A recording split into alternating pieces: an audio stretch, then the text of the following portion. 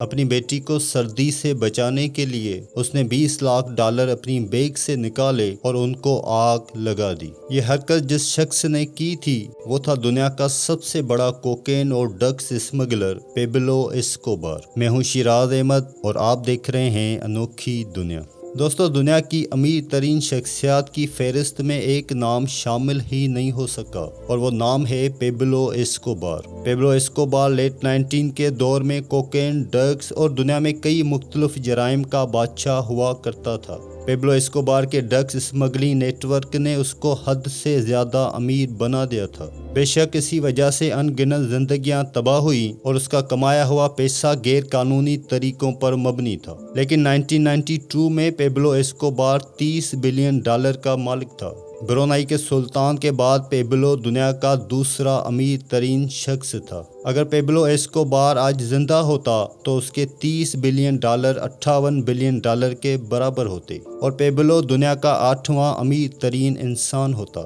Pablo اسکوبار کے drug supply کا net work اتنا پاورفل تھا کہ پورے 90% امریکہ کو کوکین صرف اسکوبار کا نیٹ ورک ہی سپلائی کرتا تھا اور پوری دنیا کا 80% حصہ اسکوبار کے ڈرگس پہ انحصار کرتا تھا۔ اس خطرناک سپلائی نیٹ ورک کو باماس کے ایک آئی لینڈ سے چلایا جاتا تھا اور وہ آئی لینڈ تھا پیبلو اسکوبار کا ہیڈ کوارٹر۔ اس آئی لینڈ پہ ایک پورا ایئرپورٹ بنا تھا جہاں کوکین سے بڑے ہوائی جہاز ری فیولنگ کے بہانے سے لینڈ کرتے اور اسی دوران ان میں سے کوکین نکال کر چھوٹے جہازوں میں ڈال کر امریکہ روانہ کر دی جاتی تھی۔ یہ سلسلہ مہینے یا ہفتے میں ایک بار نہیں ہوتا تھا بلکہ یہ دن میں 5 سے 6 مرتبہ ہوتا تھا۔ روزانہ امریکہ میں 15,000 kg کوکین بھیجا جاتا تھا جو پورے سال کا 5,40,000 kg کوکین بنتا ہے۔ جی ہاں، پورے سال میں پیبلو 5,40,000 کی کوکین صرف امریکہ میں سیل کرتا تھا اور اس وقت امریکہ میں صرف 1 kg کوکین کی قیمت $70,000 ہوتی تھی، جس کا مطلب یہ ہے کہ ایک سال میں اسکوبار $378 بلین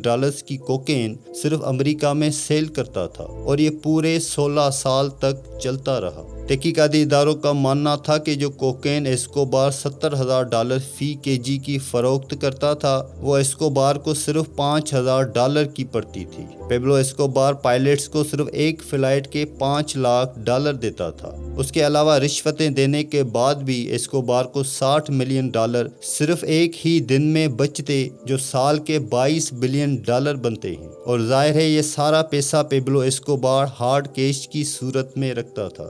ان پیسوں کی گڈیاں بنانے کے لیے روزانہ $1,000 کے ربڑ بین آتے تھے۔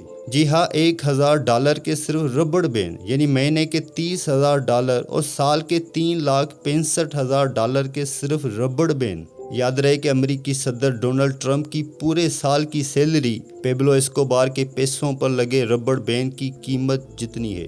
ظاہر ہے اتنے زیادہ پیسے پیبلو بینک میں تو رکھنے سے رہا، تو ان پیسوں کی اسٹوریج کے لیے اس آئی لینڈ پہ بہت بڑے بڑے گودام ہوتے تھے جن میں ڈرمز کے اندر یہ کیش اسٹور کیا جاتا تھا۔ اسٹور کیے گئے ان پیسوں کا 10% سالانہ تو چوہے کھا جاتے تھے یا پھر پانی کی وجہ سے گل سڑ جاتے تھے۔ یہ مانا جاتا ہے کہ پیبلو اسکوبار روزانہ اتنا کیش گن نہیں سکتا تھا، تو پیسوں کو وزن کر کے پیسے گنے جاتے تھے اور وزن کر کے ہی اس کی گڈیاں بنائی جاتی تھی۔ ایک مرتبہ پیبلو اسکوبار نے پولیس سے بچنے کے لیے میڈلن کے پہاڑوں پر اپنے بچوں سمیت پناہ لے رکھی تھی۔ اس وقت اس کی بیٹی کو سردی لگ گئی۔ پیبلو کے پاس اس وقت گرمی پیدا کرنے کا کوئی اور چارہ نہیں تھا، تو اس نے اپنی بیگ سے $2 ملین کیش نکال کر اس کو آگ لگا دی۔ یہ بات پیبلو کے مرنے کے بعد اس کے بیٹے نے ایک میڈیا انٹرویو میں بیان کی تھی، اور جیسا کہ اس طرح کی زندگی کا اختتام بھی خوفناک ہوتا ہے،